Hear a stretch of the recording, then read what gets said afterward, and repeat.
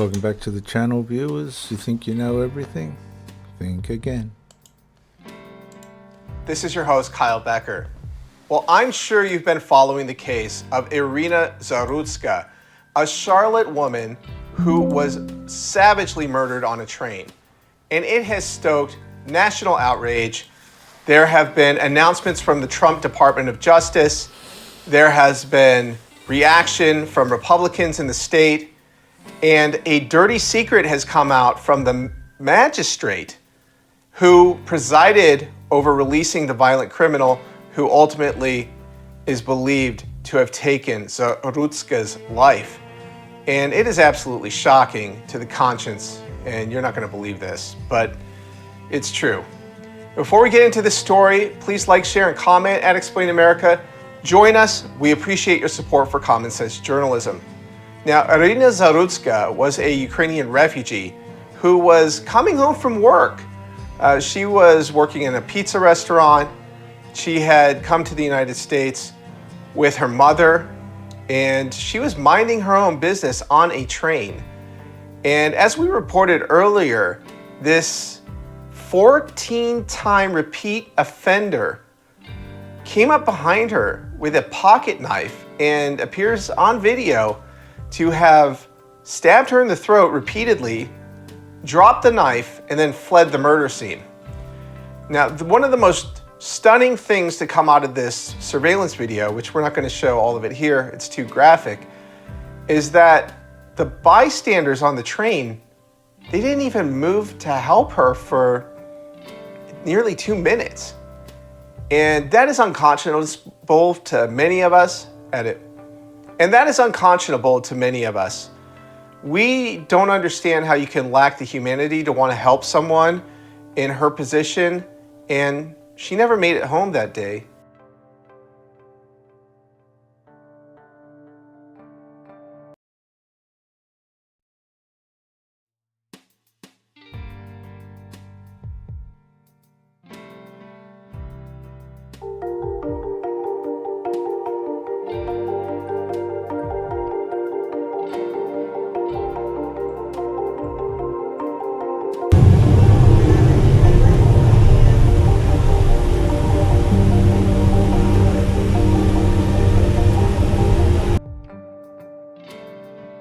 Was appointed by the county clerk. She was clearly a DEI hire. How do we know that? Well, a Harris donor magistrate, her name is Teresa Stokes, with no law degree, was appointed by a clerk who calls herself a DEI consultant and racial equity organizer. And the judge was named DEI Champion of the Year. So she wasn't elected. She was nominated by the clerk in Mecklenburg County. And, well, you're going to have to see this report because it is absolutely mind-blowing. This is Teresa Stokes, a Harris donor who doesn't even have a law degree, but just made a career criminal and a schizophrenic who beat his own sister when he was out on parole. Pinky promised that he'd behave. Ms. Stokes wasn't elected. She was nominated by the clerk. In Mecklenburg County, the sitting clerk is Alyssa Chin Gary. On her LinkedIn page, she calls herself a clerk and a DEI consultant and a racial equity organizer. And her life mission? Reparations. We are here to honor them, to lift their names, and to continue the intergenerational work that we are required to do to eliminate structural racism. Ms. Stokes was nominated by Judge Carla Archie. Judge Archie. When you think about what she just said, to eliminate racism, well, a black man's just killed a white woman. So her mindset's completely in the wrong place, and it doesn't work. She's friends with Eric Holder, Obama's wingman. And Judge Archie isn't just any judge. In 2019, she was the DEI Champion of the Year. Is this starting to make sense? Did a woman die because of DEI? Yep. Just a couple months ago, a guy shot 5 people on New Year's, and Judge Archie sentenced him to 1.5 years. Okay, so a guy shoots 5 people to death, and that judge sentences him to 1 year jail.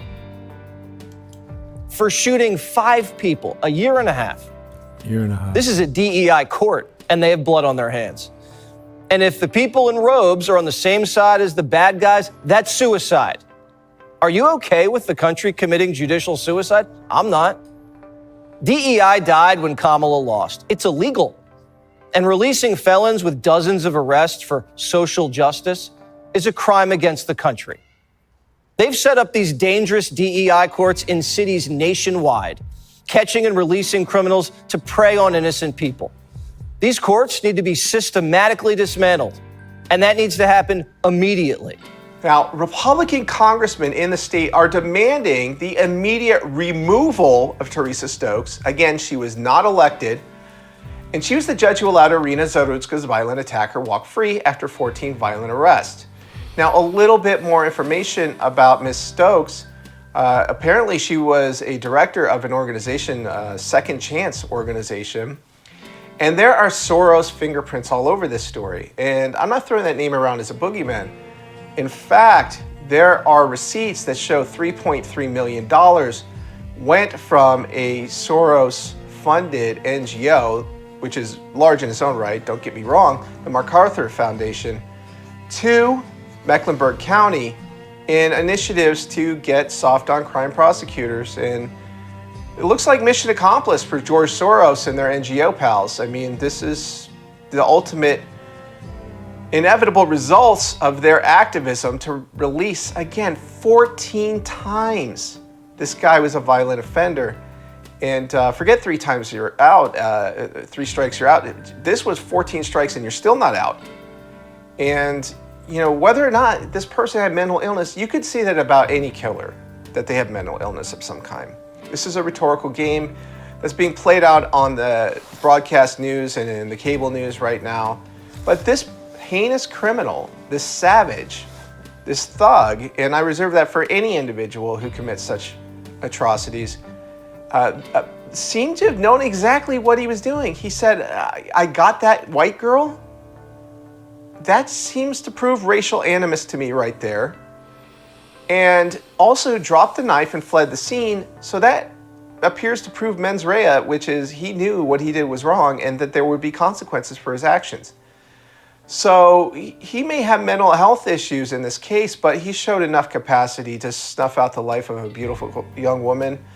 And God rest her soul, because her family showed a lot more patriotism to this country than these DEI judges and prosecutors, because she is not being sent back to the Ukraine to be buried. She's being buried right here in the United States because she loved America.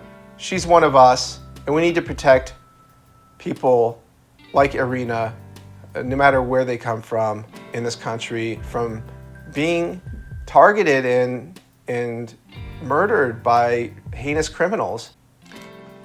Just coming back to this footage where you see the blood dripping on the floor.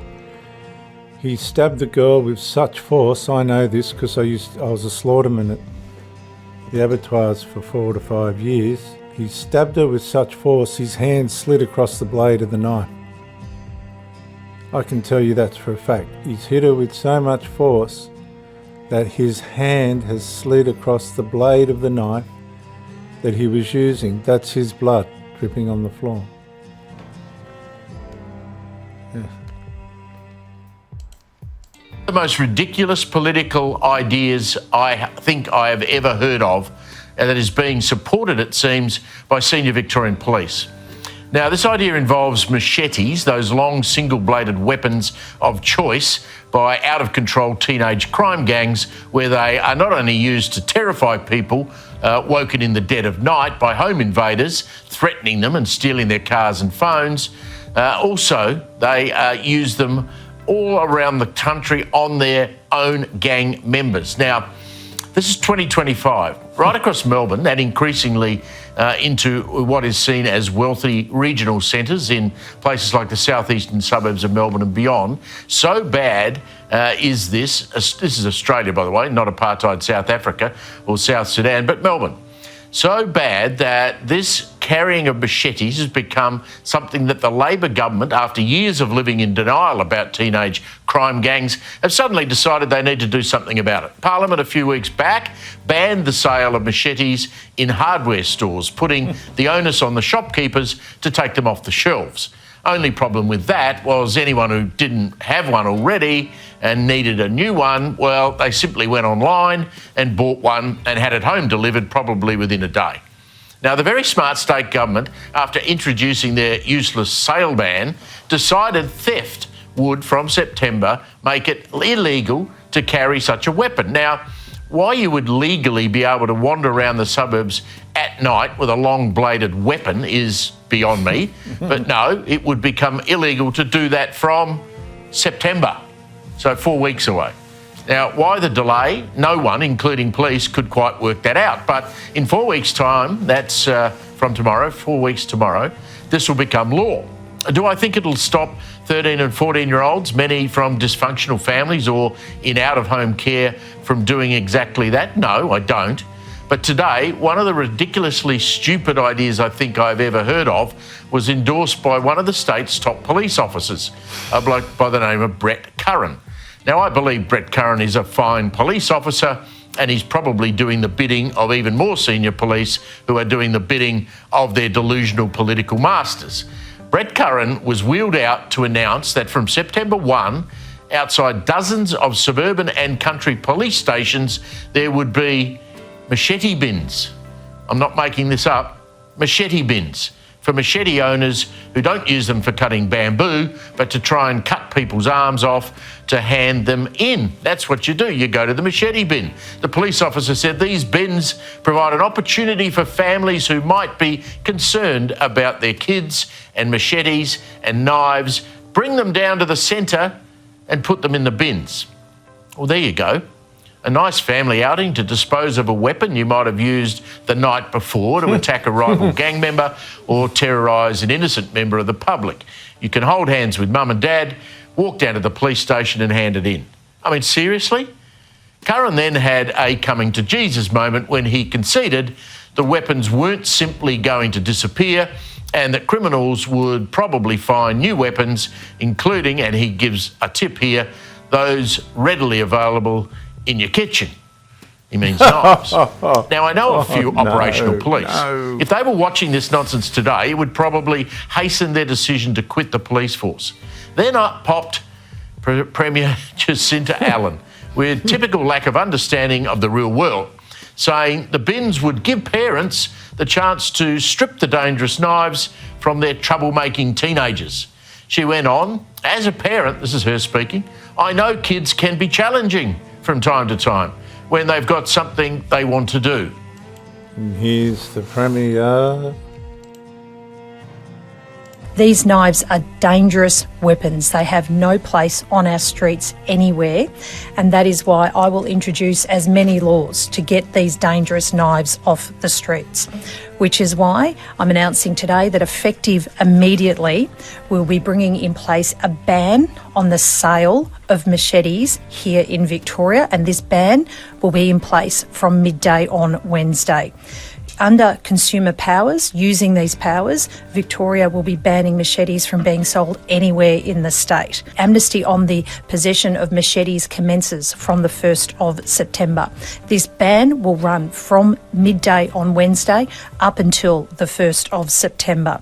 And we can do this, as I said, we've brought about the ban on machetes, and we have legislated the prohibition of the sale and the possession of machetes. And under, though, this immediate ban that we're announcing today, the sale and possession of machetes will be banned during this period. And it affects machetes under that broader definition of a cutting-edge knife with a blade of more than 20 centimetres. These Little bit more information on the machete bins. My mum used to do recycled clothing, and she had bins like the Smith family and those type of things where people had put their stuff in the bins, and she got them made for a couple of thousand. Listen to this.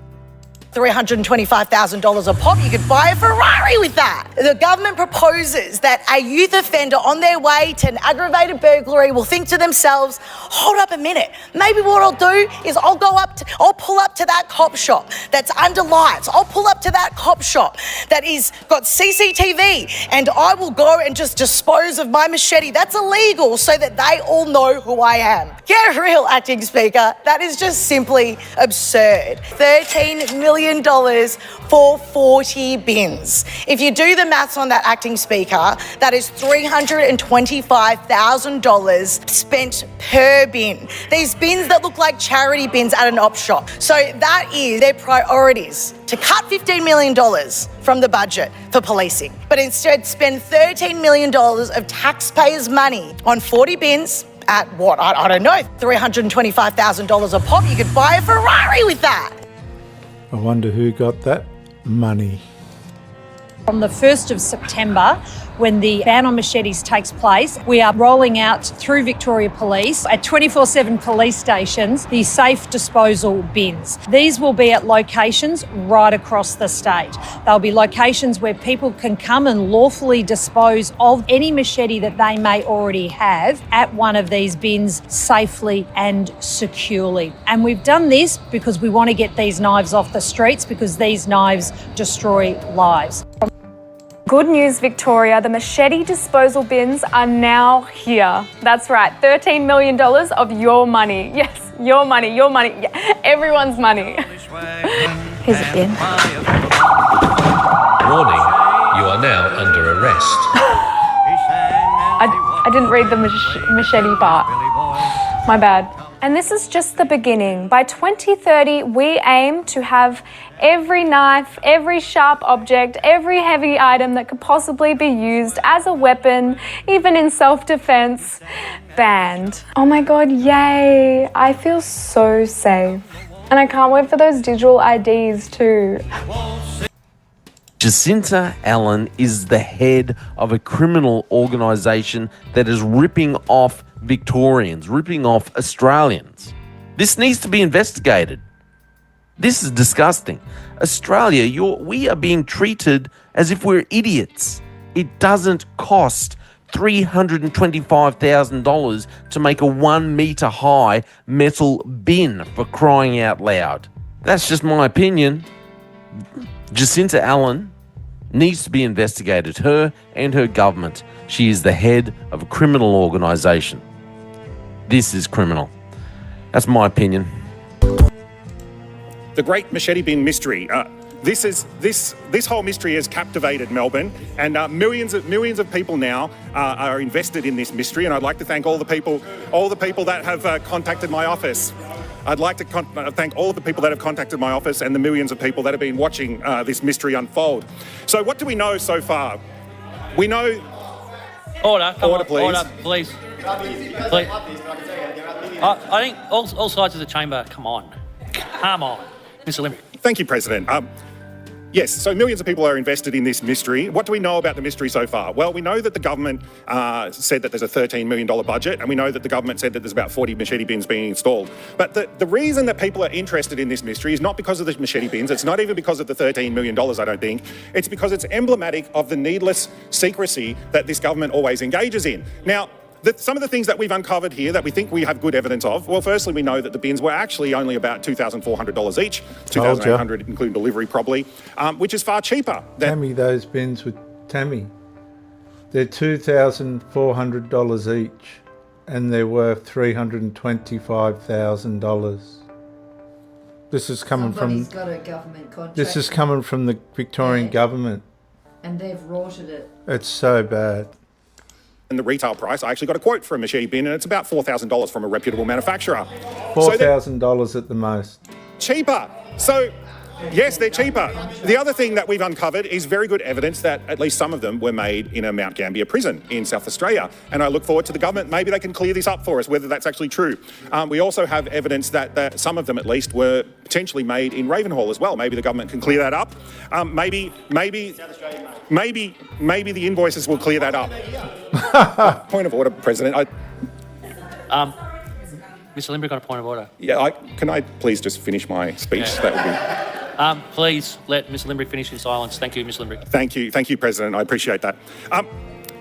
Now, I think that if the government was just straight up about this and said, this is what we did and this is why we did it, I think that the Victorian people would actually be totally fine with that. In fact, if you told the Victorian people, well, we only need these bins to run for a few months, so we got it on the cheap and we actually did some contracts with some prisons because we didn't want to waste taxpayers' money, I think that the Victorian people would be happy with that. And if they said, well, the rest of the money, what we're actually going to use it on is this, this and this, and they itemised it. Now, we know that a bunch of it is going to be used on advertising. I've already uncovered a whole bunch of ads on the Department of Justice and Community Safety Facebook page. If the government was just upfront about these things and explained it, there wouldn't be this needless speculation, because when the government is quiet about these things and remains silent, everyone thinks something shady's going on. And until the government comes clean on this, people are going to continue thinking people are going to continue thinking that something shady is going on. And this is the result of the machete bin and mass immigration. This is what you've got out of it. South Sudanese community leaders in Melbourne are demanding urgent action after 2 children were killed in a machete attack at the weekend. The boys, aged 12 and 15, were walking home from a local basketball game in Melbourne's Outer West. Abby Dinham reports. After 2 children were killed in an horrific machete attack in Cobblebank, some local parents from the South Sudanese community say they're too afraid to send their children to school, some even taking the extreme measure of sending them to family overseas to keep them safe. 12-year-old Chola Chick and his 15-year-old friend Dor Akueng were stabbed to death as they walked home from basketball in a crime that shocked the South Sudanese community. The boys were set upon just past 8 p.m. on Saturday night. They both died within metres of each other. Now, I just want to make an open, unbiased, just an observer's comment. Most of the trouble in Australia is not by common civil Australians that have got the Australian culture. A lot of it's from these other cultures. Premier reached out to community leader Richard Deng last night to organise a working group to tackle youth gang crime. I want to say very clearly that we acknowledge there is absolutely more that needs to be done.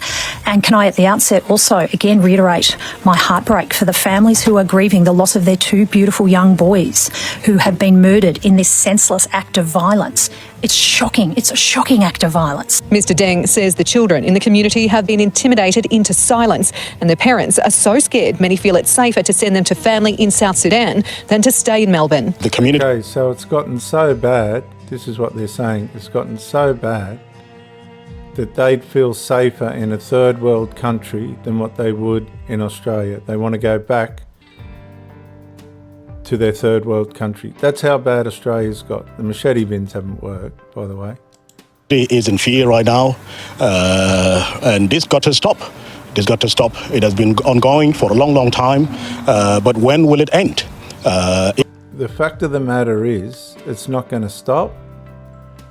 It's going to continue because it's the culture that they're bringing in to this country. That's the result of it. The attack took place just a week after Victoria's ban on machetes was enshrined in state law. Police are treating the attacks as targeted. Their investigations remain ongoing.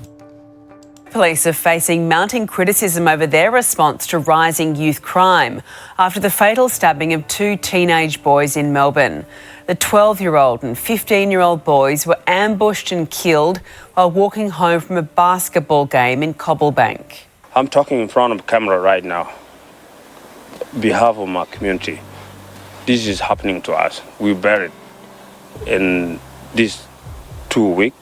I don't think it's fair to blame the police because it's not the culture of the police. The police can't be everywhere. And this is what's happening in America as well. The governments can try and stop this crime, but they can't be everywhere at once. So it's cultural. They can say it's mental illness and all the rest of it. And mental illness is probably the worst excuse I've ever heard. If somebody's got as we saw at the beginning of this video, the ability to get up, stab someone to death on a train, drop the knife, walk away, wrap up their hand, which slid over the blade of the knife, and walk away, it's got nothing to do with mental illness. That's a murderer. These people come from a world of war The only way they know how to deal with things is to harm, kill, maim and destroy. I know they're probably trying to escape that by coming to Australia, but these are deep, embedded cultural ways. It's manifesting in their children, unfortunately. This man, 4 kids. Police investigating if the attacks were a case of mistaken identity while hunting up to 8 suspected murderers. Their families pleading for answers. For more. So in closing, viewers, the magistrate in this case, according to new reports that we'll show, does not even have a law degree. This person was appointed by the county clerk.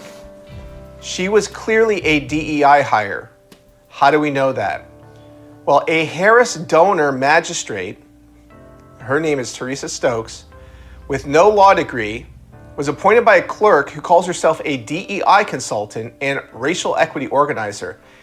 And the judge was named DEI Champion of the Year.